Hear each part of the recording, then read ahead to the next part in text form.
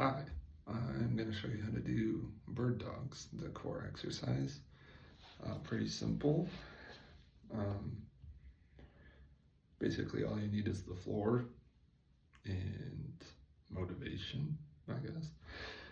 Anyway, all you need to do, get on your hands and knees. And the idea is keep your core stable best as you can.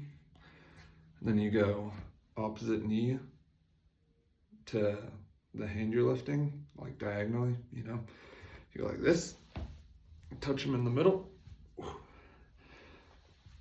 extend them back out, and place them down. Do it on the other side as well. Extend, right? And the idea is to, like I said, keep your trunk stable, because you don't want to have too much spinal flexion. Keep your disc safe in your spine.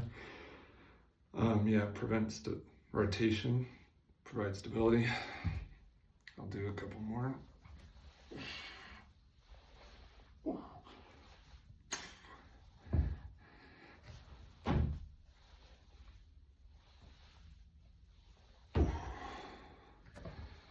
Not too bad. There you go.